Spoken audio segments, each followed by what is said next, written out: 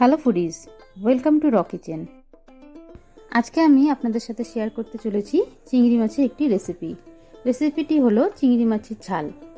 আসুন দেখে নিই কী করে বানাতে হয় এই চিংড়ি মাছের ঝাল। সবার প্রথমে আমি চিংড়ি মাছগুলিকে খুব ভালো করে ধুয়ে পরিষ্কার করে নিয়েছি। চিংড়ি মাছগুলিতে নুন হলুদ মাখিয়ে নেব।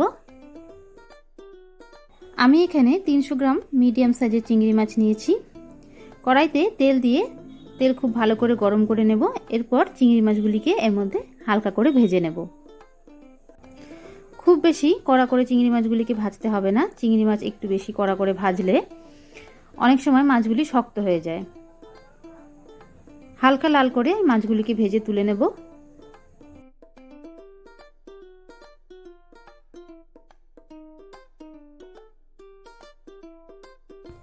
তিন থেকে 4 মিনিট সময় নিয়ে আমি চিংড়ি মাছগুলিকে ভেজে নেব।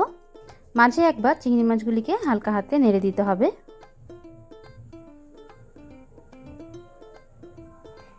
দেখুন চিংড়ি মাছগুলি হালকা লাল হয়ে এসেছে। এবার আমি চিংড়ি মাছগুলিকে তুলে নেব।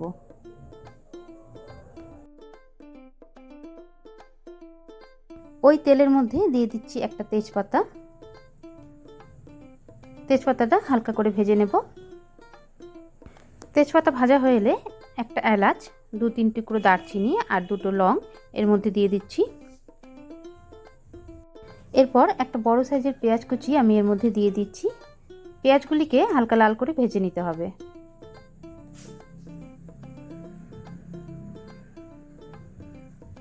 তিন থেকে 4 মিনিট সময় নিয়ে গ্যাস মিডিয়াম ফ্লেমে রেখে আমি পেঁয়াজগুলিকে ভেজে নিচ্ছি।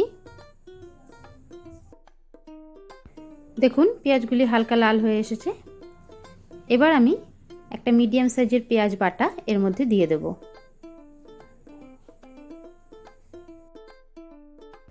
দিয়ে দিচ্ছি 1 চামচ রসুন বাটা, 1 চামচ আদা লঙ্কা বাটা।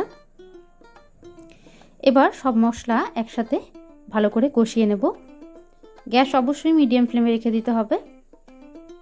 ভালো করে মশলাগুলোকে একসাথে নেড়ে নিচ্ছি। মশলা ভাজার গন্ধ বেরোলে একটা বড় সাইজের টমেটো ছোট ছোট টুকরো করে আমি এর মধ্যে দিয়ে দেব। টমেটো আর মশলা একসাথে ভালো করে কষিয়ে নিতে হবে।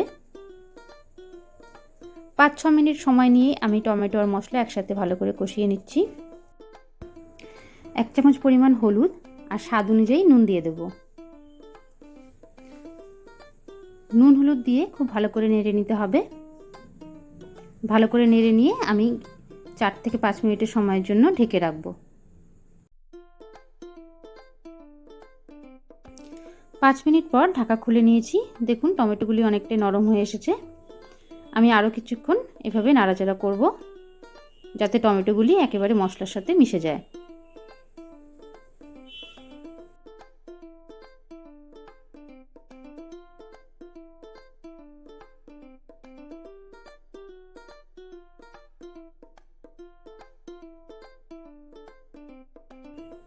এরপর দিয়ে দেবো 1 চামচ কাশ্মীরি মির্চ পাউডার আর 1/2 চামচ গরম মশলা গুঁড়ো। আবারও সব কিছু একসাথে ভালো করে নেড়ে নেব।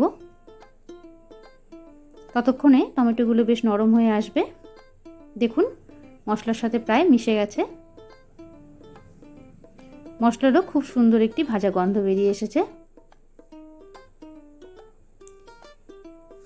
এবার আমি 3 চামচ পোস্ত আলাদা করে বেটে রেখেছিলাম, সেই পোস্ত বাটাটি এর মধ্যে দিয়ে দেব।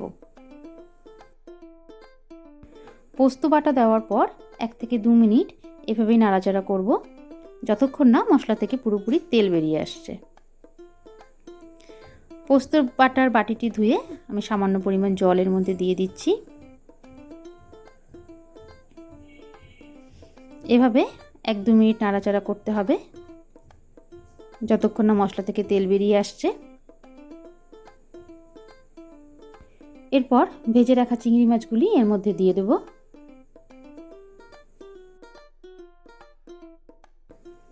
চিংড়ি মাছ দিয়ে খুব ভালো করে মশলার সাথে নেড়ে দিতে হবে যাতে মাছের গায়ে খুব ভালোভাবে মশলাগুলি লেগে যায়। এভাবে গ্যাস লো ফ্লেমে করে দিয়ে আরও 1 থেকে 2 মিনিট ঢেকে রাখতে হবে।